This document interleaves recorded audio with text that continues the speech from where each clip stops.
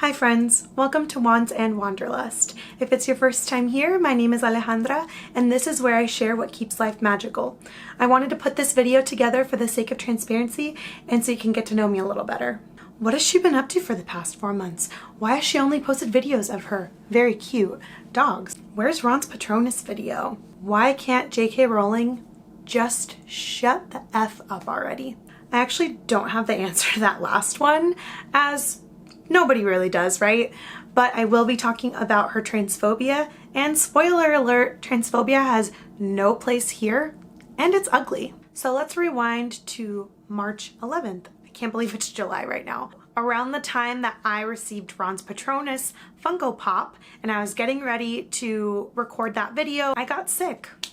It was not COVID-19, but it was a really bad cold, and it put me out for a full 2 weeks.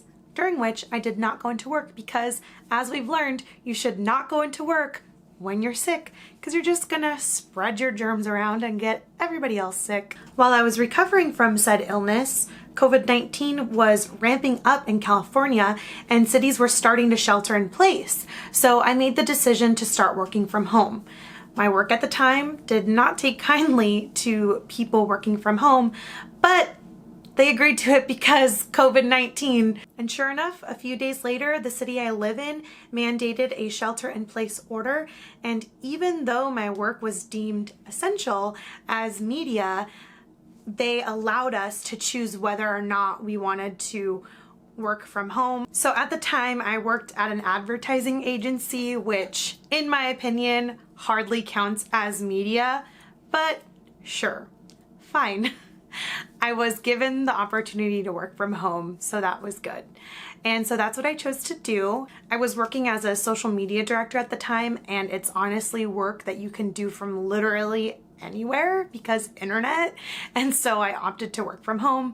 On top of that, seeing how essential frontline workers are and all of the things that they have had to deal with, even from the beginning, it just didn't make any sense to me for me to go into an office where there are other people, expose myself, expose them, and potentially add to the problem for frontline workers. So I stayed my butt home, did my work from home.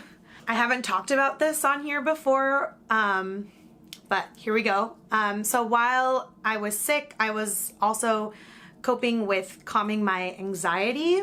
COVID-19 had some symptoms that overlapped with symptoms that I had from my cold, and even though I knew that it was a cold, I had to calm myself and bring my headspace into a calm, reassuring state and just tell myself that I was okay. So basically, at the time, I had anxiety almost every single day before the pandemic.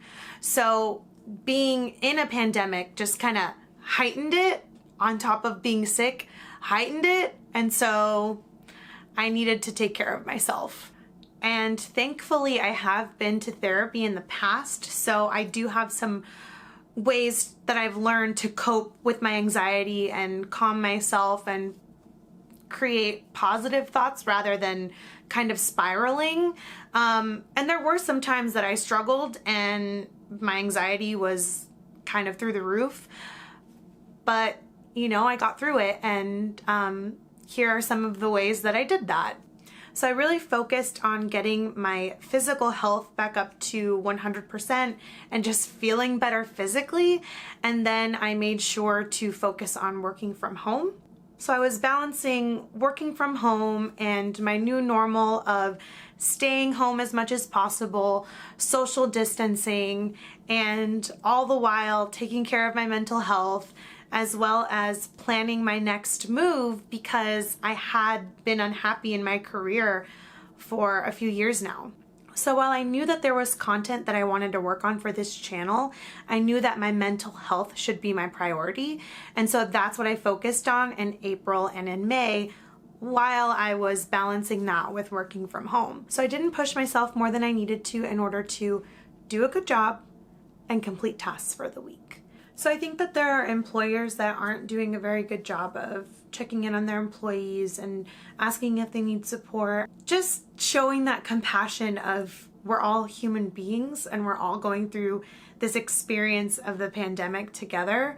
And so originally I wasn't going to talk about this in this video, but it just kind of felt like I wanted to share what I did, and maybe it'll help you if you're struggling right now with your mental health and balancing work at the same time. If you're able to and you have saved vacation time, what I did was I supplemented the hours that I wasn't able to work that week with my vacation hours, because when are we gonna go on vacation anytime soon, you know? Or even if you don't approach it in that way, you can just take a few days off when you need it, and you know, it's really up to your own evaluation of your work and your job security and all of those things. And I just hope that you guys are able to take care of yourself right now. Really take the time that you need to focus on yourself and your mental health. And so if that helps you, then that makes me happy.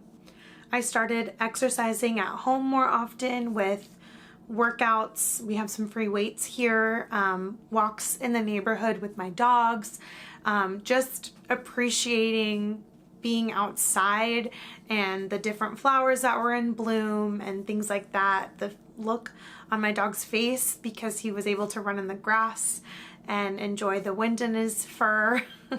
Really trying to take it day by day and moment by moment. I started journaling to practice gratitude, even just writing down something that happened that day that I wanted to remember that was really cool or that made me happy, made me smile. Mostly stuff about my dogs, probably. It's nice to be able to look back at those memories, and it just kind of sets a different tone for ending your night with writing something that you're grateful for. I started analyzing what I should change in my daily life, asking myself questions like, what can I learn from this pandemic? I celebrated my dog's birthday and made a video with my girlfriend of his day for fun. And then I thought, like, what the heck, this is wholesome content. And so I uploaded that to my YouTube channel. And then I remembered that I had like home footage from a trip that we took to Carmel, and so I had made that into a video as well, and then I ended up uploading that to YouTube as well. Just wholesome content, not trying to encourage people to travel, but just saying like, here are my cute dogs at the beach. I always enjoyed making those home videos, and it brought joy and peace to my life. My point is that I was truly enjoying my life again, and the decision that I had made about a year ago to quit my job was validated time and time again.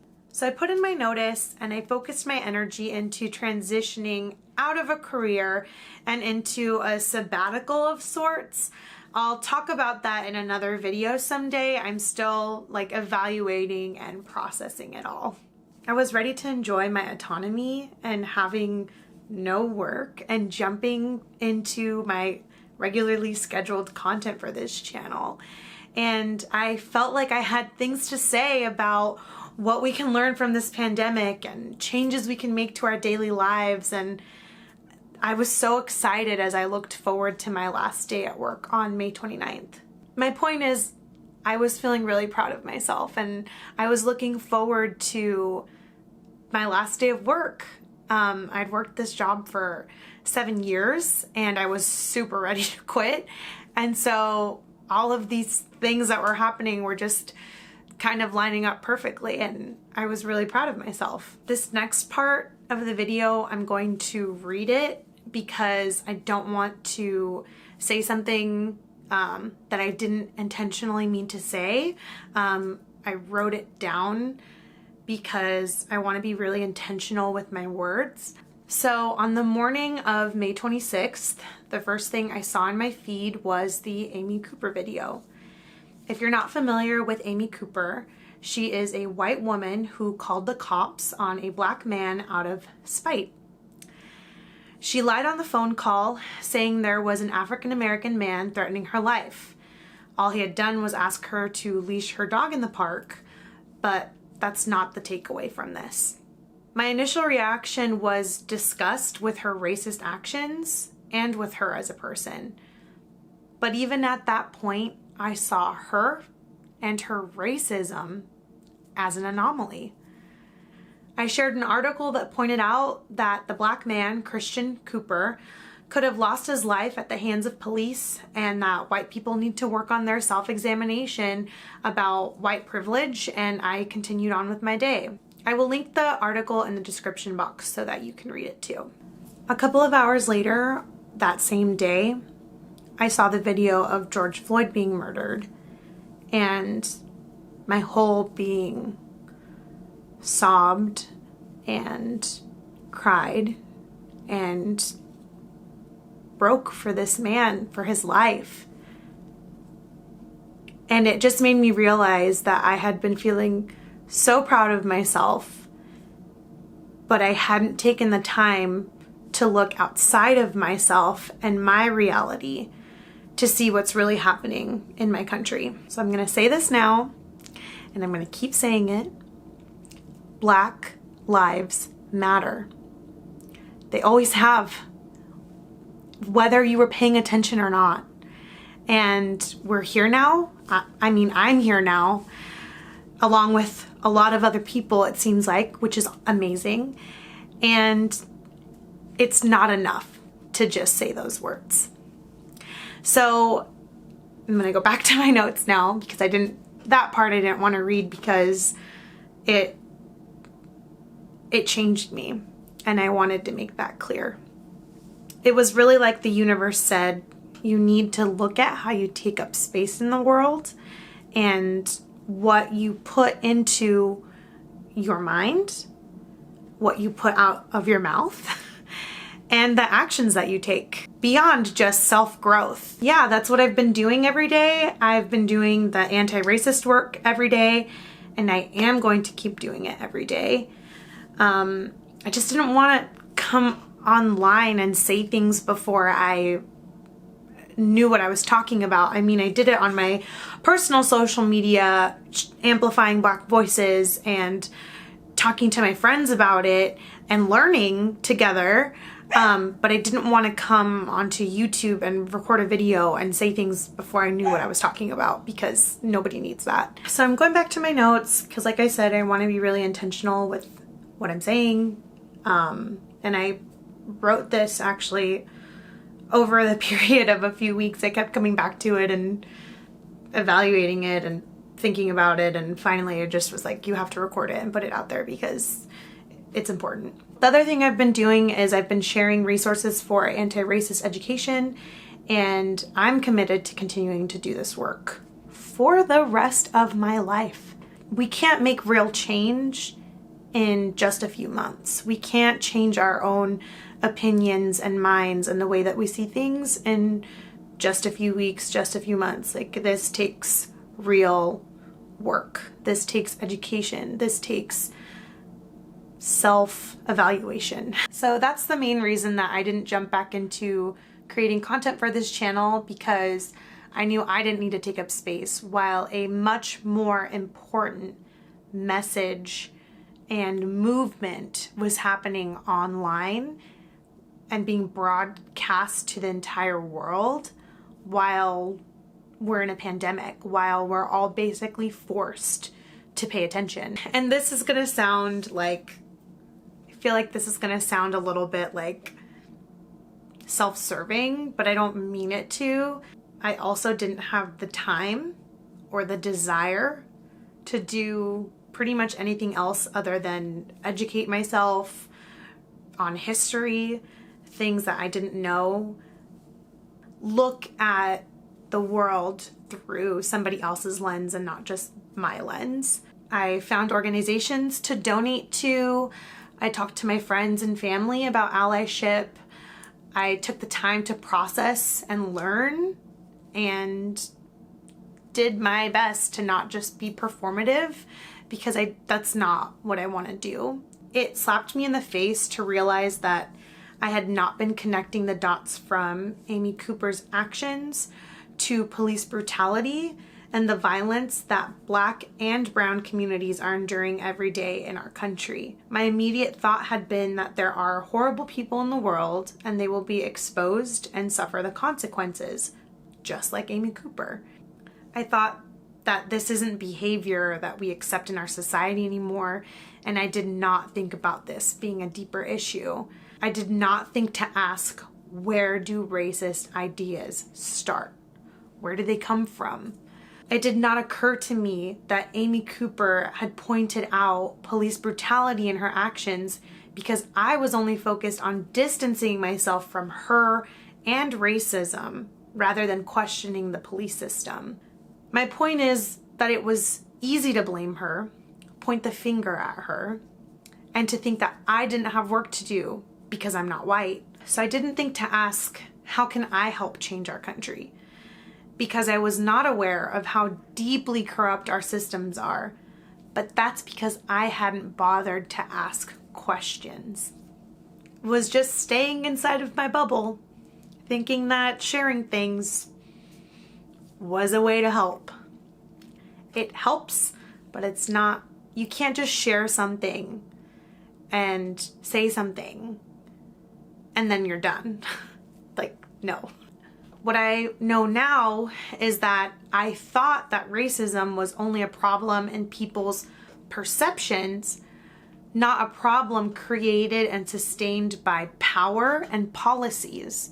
And I didn't even know what anti-racism was, but George Floyd changed that. And I'm sorry that what happened to George Floyd is what made me wake up. And it's what made a lot of people wake up.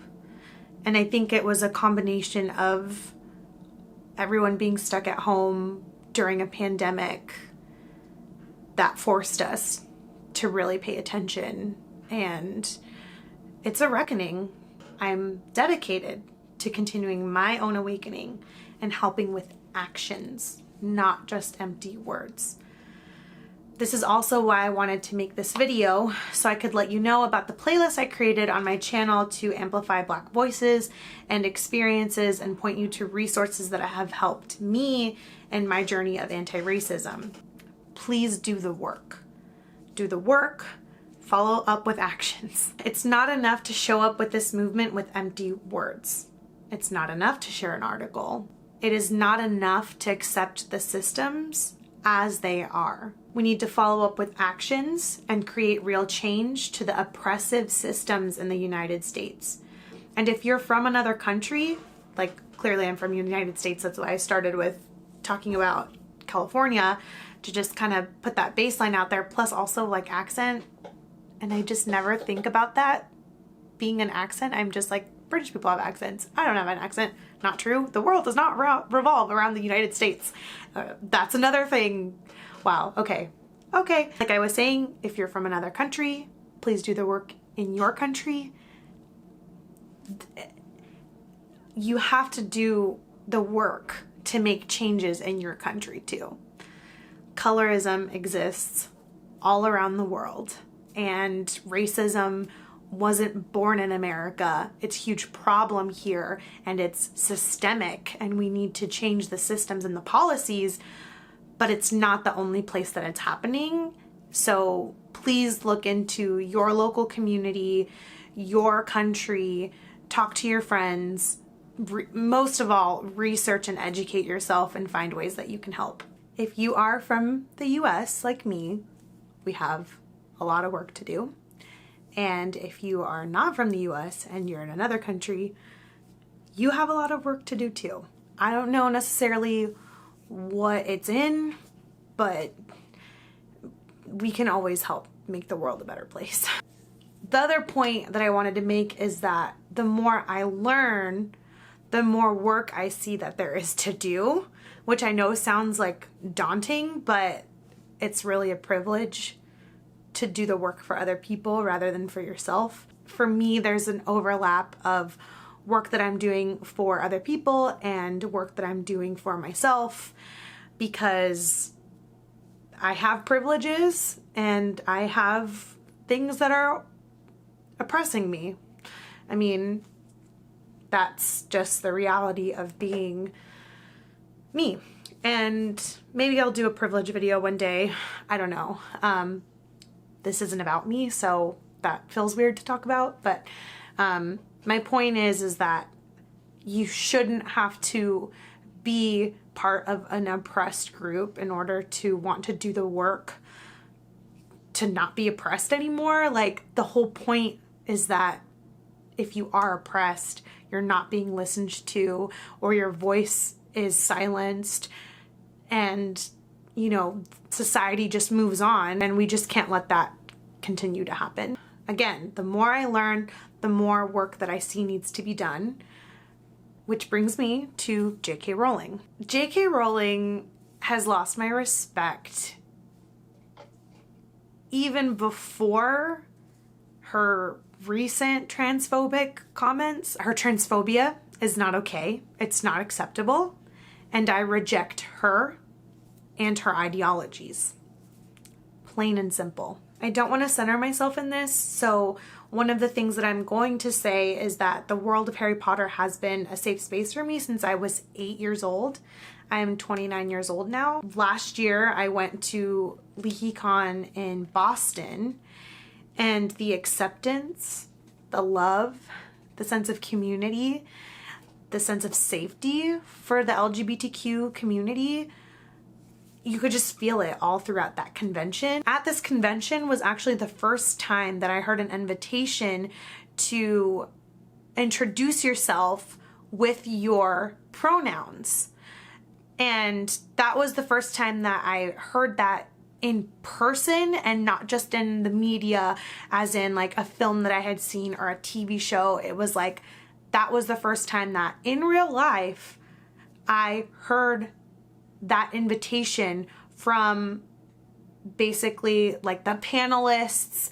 Everyone was just free to be who they want to be. All of that being said, I do think that the Harry Potter community will continue to lift each other up and support each other. So for that, I am thankful. But when it comes to the author of this series, I don't support her. I've been learning that it is critically important to acknowledge that oppressions intersect and feed on each other. Shout out to Professor Kendi for teaching me this. So I'm going to link some very important podcasts that feature Ibram X. Kendi, director of the Anti-Racist Research and Policy Center at American University, in the description box, because we need to learn from experts about how we can make a real difference. In the same way that I wasn't aware that I need to be actively anti-racist in order to make a real difference, I didn't realize that I also need to be anti-transphobic. As a member of the LGBTQ+ community myself, just paid my yearly dues, because that's a thing, right? Member. It just sounded funny to say as a member of the LGBTQ community myself. I have been supportive of trans people, but I have not been doing enough as a cisgender ally to help bring down the systems that oppress transgender people. Because I was already on the path of learning about anti-racism, it made sense to me to apply a similar approach to helping break down transphobia. Knowing that these two marginalized communities, the Black community and the trans community, intersect means that there is so much work to do. And I'm committed to continuing to show up, speak up, take action, and put my money where my mouth is when I am financially able to do so. I will also be careful about the ways in which I spend my money on Harry Potter merchandise. For the foreseeable future, I'm not buying any Harry Potter products, and I will create videos with merchandise I purchased before J.K. Rowling's deplorable essay.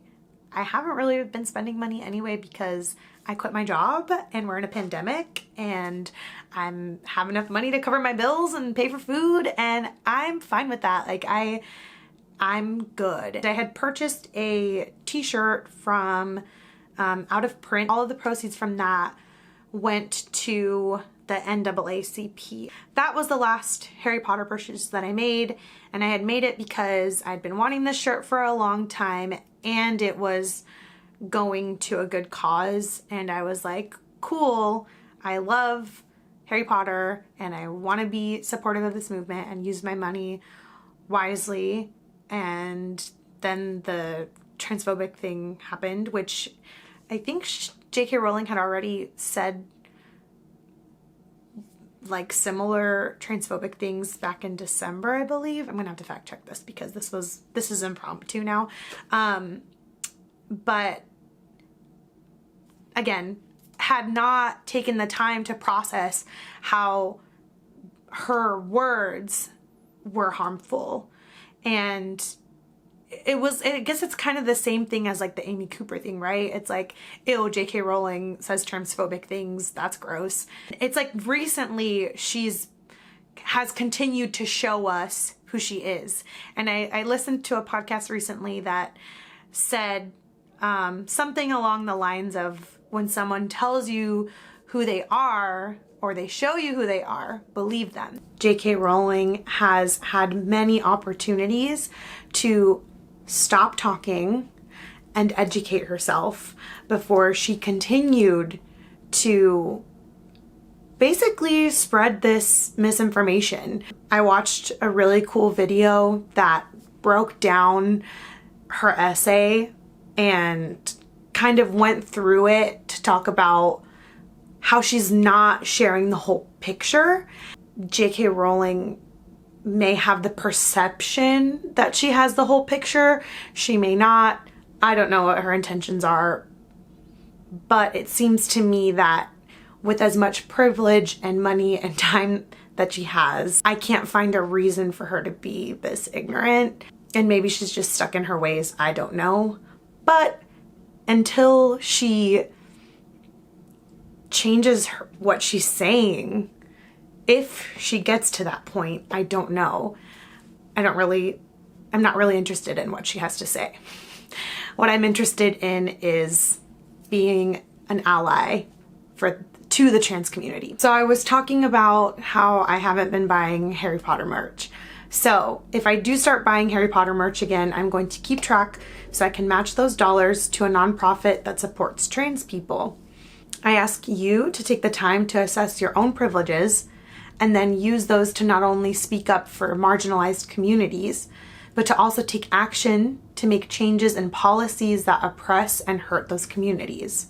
So it's not just about lip service, it's about actually educating yourself and then finding things that you can do to make real change and how you can use your own privileges as a cisgender ally to help if you're cisgender. I also put together a playlist so you can learn more about the LGBTQ+ community and how you can support trans people in their fight for equality. I tried to curate a list of voices from the community, and I welcome your help in adding to this playlist. Just comment below with the name of the video and channel so I can check it out and add it to the list. If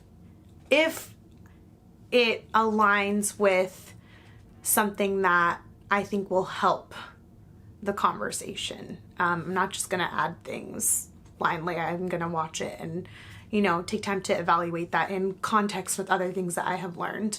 Same goes for the playlist that is elevating Black voices. I will link both playlists in the description below. And my goal with these is to have a space on my channel that isn't just self-serving.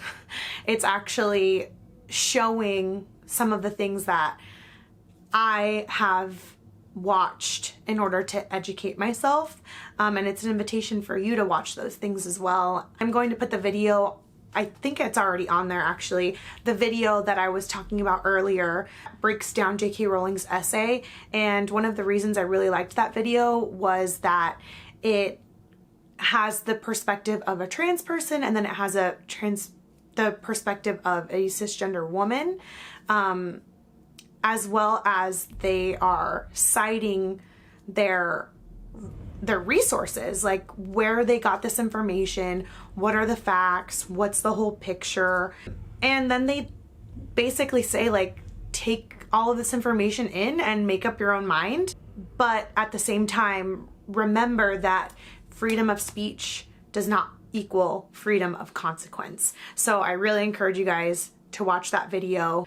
It is called Responding to J.K. Rowling's Essay, Is It Anti-Trans? But it is on that playlist that's on my channel. The playlists themselves are called Listen to LGBTQ+ Voices and Listen to Black Voices. And so they're separate, and I'm going to keep adding to those as I continue in this journey of becoming a better human being and educating myself. So they're kind of small right now because I've been very careful of what I'm adding to them, and I will continue to do that. I invite you to check those out and educate yourself. I listened to a podcast recently, which I've been doing a lot of lately, obviously, that just spoke about the importance of words and how words really do matter. I think it's very important for us to be intentional with our words, and so I'm doing that as much as possible in this video. At the end of the day, we should all be equal. But since the world does not currently reflect this, it is our job to help make this a reality. We need to listen to people who are different from us. We need to listen to their struggles.